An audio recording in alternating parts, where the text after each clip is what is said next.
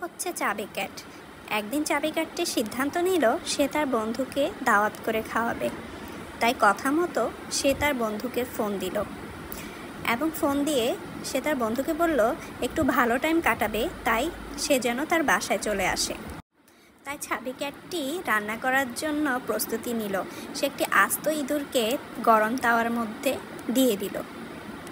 তাওয়া প্রচুর গরম থাকায় ইঁদুরটি এক লাফে নিচে নেমে গেল। এরপর দৌড়াতে দৌড়াতে ইঁদুরটি একেবারে ঘরের বাইরেই চলে গেল। এটা দেখে চাবি ক্যাটটি খুবই দুঃখিত হলো। ইঁদুর হারানোর যন্ত্রণায় সে রাগে দুঃখে কাঁদতে শুরু করলো।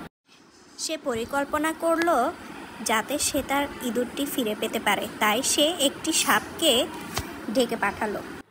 সে সাপটিকে বলল যাতে সে ইঁদুরটিকে ধরে এনে দেয়, বিনিময়ে তাকে অনেক কিছু দেওয়া হবে পুরস্কার হিসেবে।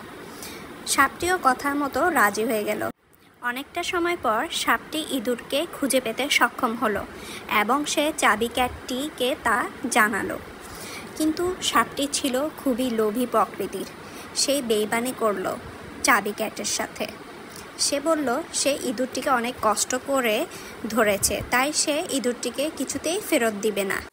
সাপটি ইঁদুরকে পাওয়ার জন্য চাবি ক্যাটকে আক্রমণ করার জন্য প্রস্তুতি নিল এবং চাবি ক্যাটও অনেক ক্ষিপ্ত হলো সাপের ওপর। তারা দুজনেই যুদ্ধ লেগে গেল। দুজনের মধ্যে এত মারামারি হলো যে দুজনই অনেক আহত হলো। এরই মধ্যে চাবি ক্যাটটি হঠাৎ সাপের গলায় কামড় বসিয়ে দিল। এক পর্যায়ে সাপটি চাবি ক্যাটের কামড়ের যন্ত্রণায় মারাই গেল এবং চাবি ক্যাটটি পুনরায় ইঁদুরকে পেতে সক্ষম হলো। সে পুনরায় রান্নার প্রস্তুতি নিতে লাগলো। সে ইঁদুরকে মেরে বিভিন্ন খাবার প্রস্তুতের জন্য বাজার থেকে আরও কিছু ইঁদুর কিনে আনলো।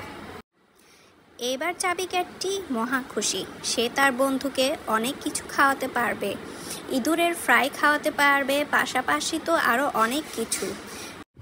এরপর তারা দুজন অনেক ভালো সময় কাটালো।